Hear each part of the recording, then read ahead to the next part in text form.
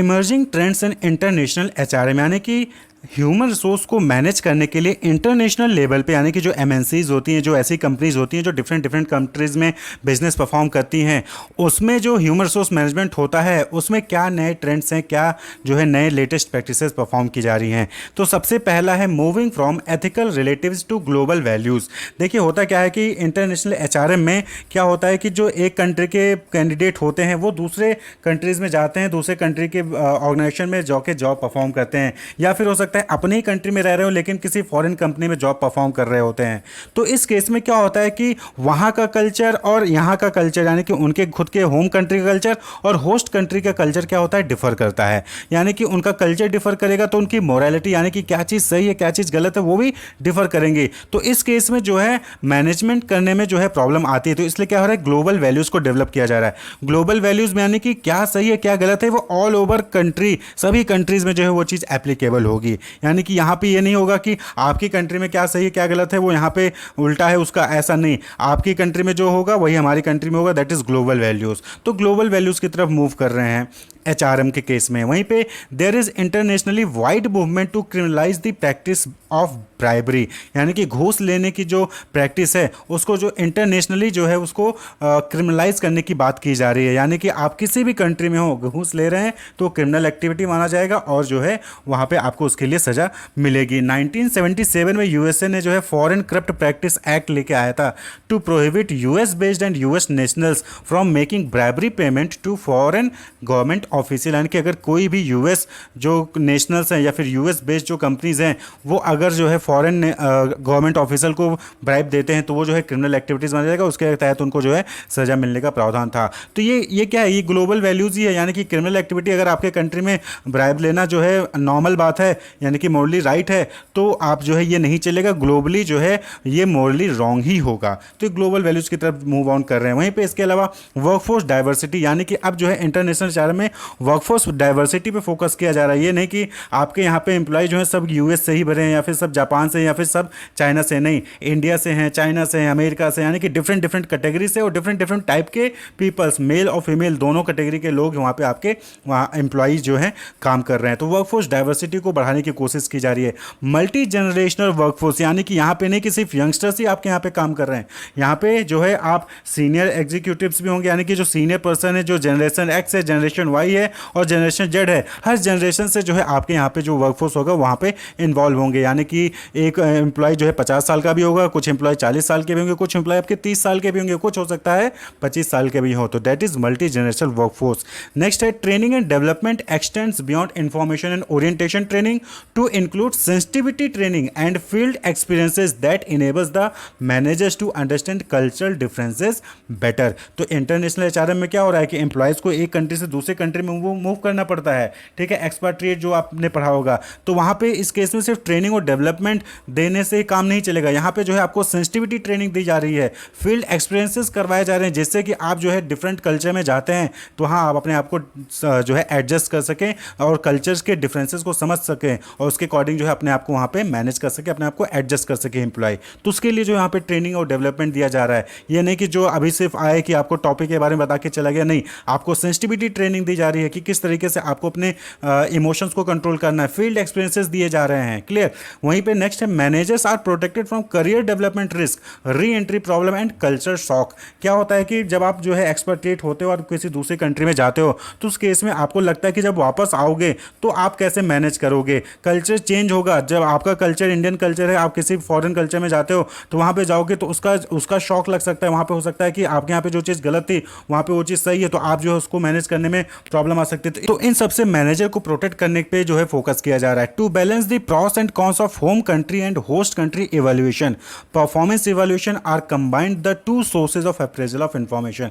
यानी कि जो पहले परफॉर्मेंस अप्रेजल होता था कि आप होस्ट कंट्री में काम करो कि होस्ट कंट्री में काम कर रहे हो, दोनों अलग अलग होता था, लेकिन अब जो है उसको कंबाइन किया जा रहा है। यानी कि आपकी होस्ट कंट्री और होम कंट्री दोनों की परफॉर्मेंस को जो है इवैल्यूएट किया जाएगा और उसके बेसिस पे फिर जो है आपका अप्रेजल किया जाएगा। ऐसा नहीं होगा कि आपको जो है होस्ट कंट्री के बेसिस बेसिस पे परफॉर्मेंस अप्रेजल कर दिया, होम कंट्री में उसकी वैल्यू नहीं है। तो दोनों को कंसिडर करके जो है परफॉर्मेंस अप्रेजल पर भी फोकस किया जा रहा है। तो अलग अलग जो है प्रैक्टिसेस आए दिन जो है इंटरनेशनल एचआरएम में होती रहती हैं। तो ये कुछ इंपॉर्टेंट प्रैक्टिसेस थे जो कि परफॉर्म की जा रही हैं। जैसे कि ट्रेनिंग और डेवलपमेंट की बात करें तो यहाँ पे जो है सेंसिटिविटी ट्रेनिंग और फील्ड एक्सपीरियंस पे फोकस किया जा रहा है।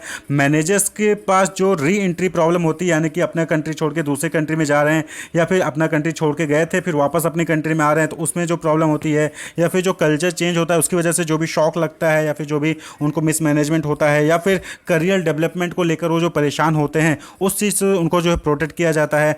परफॉर्मेंस अप्रेजल में जो है चेंजेस लाए जा रहे हैं। वर्कफोर्स डाइवर्सिटी में चेंजेस लाया जा रही है, यानी कि सिर्फ आप जो है एक ही कल्चर के लोग वहाँ पे भरे पड़े, मल्टीपल कल्चर के मल्टीपल कंट्री के लोग वहाँ पे काम करेंगे। मल्टी जनरेशनल वर्कफोर्स, यानी कि सिर्फ यंगस्टर्स भी वहाँ पे हायर एज के भी एम्प्लॉय मिलेंगे आपको, यंगस्टर्स भी मिलेंगे, और मिड एज के भी एम्प्लॉयज़ आपको वहाँ पे देखने को मिलेंगे। ग्लोबल वैल्यूज़ डेवलप करने की बात की जा रही है, और ब्राइबरी से रिलेटेड ब्राइबरी को क्रिमिनलाइज किया जा रहा है, यानी कि अगर कोई भी ब्राइब करते पाएगा कहीं पे भी ऑल ओवर वर्ल्ड तो उसको जो है क्रिमिनल समझा जाएगा और उसके ऊपर अगेंस्ट लीगल एक्शन लिया जा सकता है।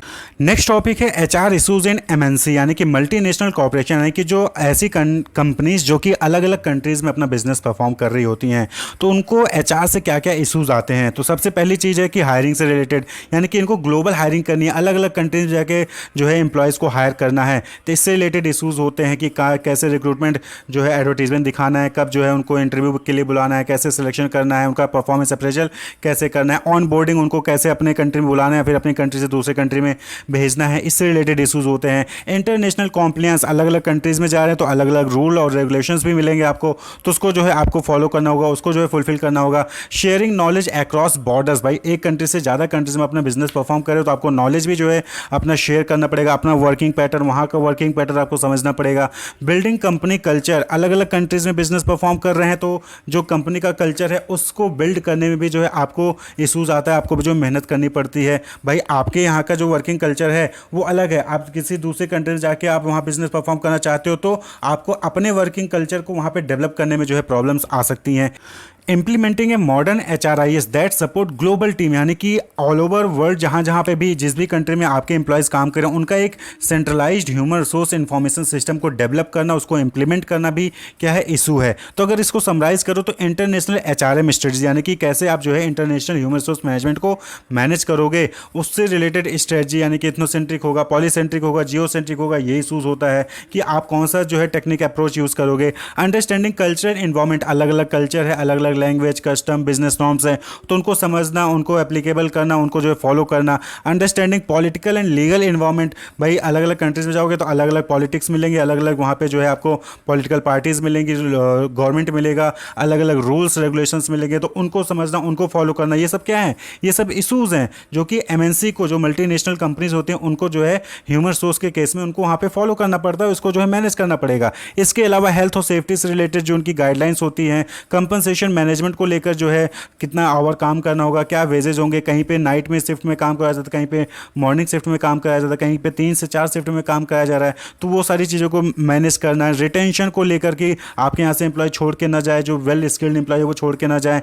मॉनिटरिंग प्रोडक्टिविटी एंड परफॉर्मेंस से रिलेटेड इशूज़ होते हैं कि किस तरीके से आप जो भाई आप तो आपके पास मल्टीपल ऑर्गेनाइजेशन है, मल्टीपल कंट्री में परफॉर्म किया जा रहा है, तो कैसे जो है सभी जगह के एम्प्लॉय को आप प्रोडक्टिविटी को मेजर कर पाओगे, कैसे उनकी परफॉर्मेंस को मेजर करना है, इन सारी चीज़ों को मैनेज करना, ये क्या है एक इशू है जो कि एमएनसीज में आते हैं, मल्टीनेशनल कंपनी में एचआर को लेकर आते हैं। इसके अलावा आईआर यानी कि इंडस्ट्रियल रिलेशन से रिलेटेड भी इश्यूज होते हैं एमएनसीज में, जैसे कि who should handle labour relation. यहाँ पे क्या है कि लेबर रिलेशन को कौन हैंडल करेगा, हेडक्वार्टर हैंडल करेगा या फिर जो सब्सिडरी हैं डिफरेंट डिफरेंट कंट्रीज में वो हैंडल करेंगे।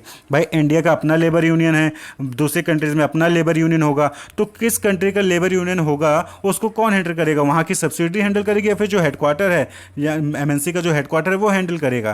क्लियर, ये इशूज़ हैं। दूसरा है ट्रेड यूनियन टैक्टिस, बहुत सारे ट्रेड यूनियन टैक्सेस होते हैं जैसे कि स्ट्राइक कर देते हैं, तो इसको कैसे डील करना है, ये इशूज़ हैं एमएनसी के सामने कि किसी कंट्री में स्ट्राइक कर दिया ट्रेड यूनियन ने तो उसको कैसे आपको डील करना है। Intervention from the global body like ILO, UNCTAD, EU, OECD, यानी कि ये सारे जो लोग हैं ये क्या है ग्लोबल ऑर्गेनाइजेशंस हैं और ये क्या करती है, ये भी इंटरवेंशन करती हैं डिफरेंट डिफरेंट जो है एमएनसीज की वर्किंग में।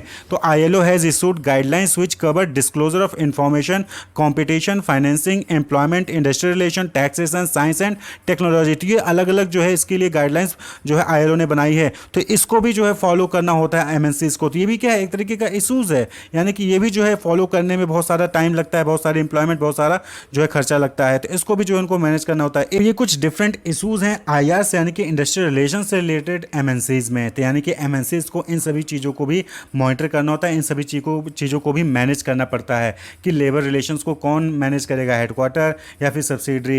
ये ट्रेड यूनियन की टैक्टिस होती हैं, जैसे स्ट्राइक हो गया, फिर लॉकआउट हो गया, इसको कैसे मैनेज किया जाना है। जो ILO, UNCT, जो अलग अलग लेबर स्टैंडर्ड से रिलेटेड ऑर्गेनाइजेशन है, उनके गाइडलाइंस को भी फॉलो करना क्या है, इशूज़ हैं, यानी कि ये चैलेंजेस हैं, इसको जो है उनको फुलफिल करना होगा। उसके बाद ही वो सक्सेसफुली अपना बिजनेस जो है डिफरेंट डिफरेंट कंट्रीज़ में रन कर पाएंगे, नहीं तो कहीं ना कहीं उनको प्रॉब्लम क्रिएट होगी। तो चाहे वो HR इशूज़ हों, चाहे वो IR इशूज़ हों, दोनों को ही MNCs को डील करना पड़ता है। Wish you all the best, keep watching.